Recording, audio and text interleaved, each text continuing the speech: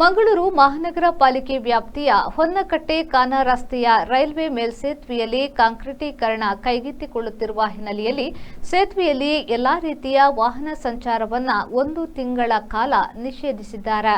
ಹೊನ್ನಕಟ್ಟೆ-ಕಾನ ಮೇಲ್ಸೇತುವೆ ಸಂಪೂರ್ಣ ಹದಗೆಟ್ಟು ಹೋಗಿದ್ದು ವಾಹನ ಸಂಚಾರಕ್ಕೆ ದುಸ್ತರವಾಗಿತ್ತು. ಸೆಪ್ಟೆಂಬರ್ 17ರಿಂದಲೇ ಅಕ್ಟೋಬರ್ 16ರವರೆಗೆ ಒಟ್ಟು 30 ದಿನಗಳ ಕಾಲ ಈ ರಸ್ತೆಯಲ್ಲಿ ಸಂಚಾರವನ್ನು ಸಂಪೂರ್ಣ ನಿಷೇಧಿಸಲಾಗಿದೆ.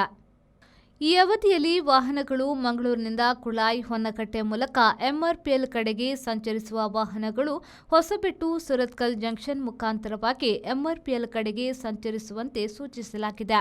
ಎಂಆರ್ಪಿಎಲ್ನಿಂದ ಮಂಗಳೂರು ಕಡೆಗೆ ಸಂಚರಿಸುವ ವಾಹನಗಳು ಎಂಆರ್ಪಿಎಲ್ ಸುರತ್ಕಲ್ ಜಂಕ್ಷನ್ಗೆ ಬಂದು NH66 ಸರ್ವಿಸ್ ರಸ್ತೆಯಲ್ಲಿ ಗೋವಿಂದಾಸ್ ಮುಖಾಂತರ ಮಂಗಳೂರು ಕಡೆಗೆ ಸಂಚರಿಸಬೇಕು.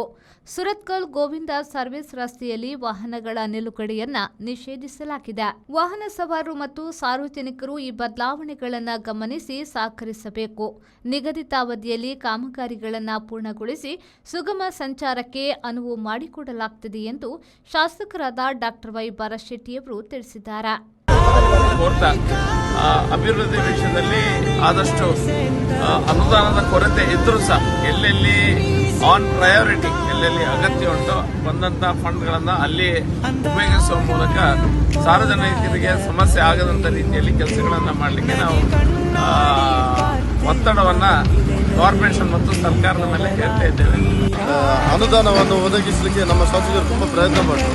ಆದರೆ ಈಗಿನ ಸರ್ಕಾರ ಯಾವುದೇ ಅನುದಾನವನ್ನು ಕೊಡದಿದ್ದ ಕಾರಣ ಕೊನೆಗೆ ನಮ್ಮ ಶಾಸಕರು ನಮ್ಮ ಮಂಗಳೂರು ಮಹಾನಗರ ಪಾಲಿಕೆಯ ಅನುದಾನದಿಂದಲೇ ಇದನ್ನು ಮಾಡುವ ಅಂತ ಹೇಳಿ ಇದನ್ನು ನಮ್ಮ ರೈಲ್ವೆ ಡಿಪಾರ್ಟ್ಮೆಂಟ್ಗೆ ಕೊಂಕಣ ರೈಲ್ವೆಗೆ ಸಂಬಂಧಪಟ್ಟಿರುವ ಕಾರಣ ರೈಲ್ವೆ ಡಿಪಾರ್ಟ್ಮೆಂಟ್ ಅವರಿಗೆ ತಿಳಿಸಿ ಅವರಿಂದ ಅನುಮೋದನೆ ತೆಗೆದುಕೊಂಡು ಈಗ ಕೆಲಸಕ್ಕೆ ಆಗುವಂಥದ್ದು ಸಹಜನೇ.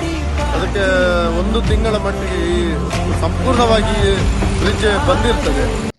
ಶರತ್ ಸಾಲ್ಯನ್, ವಿ4 ನ್ಯೂಸ್, ಮಂಗಳೂರು.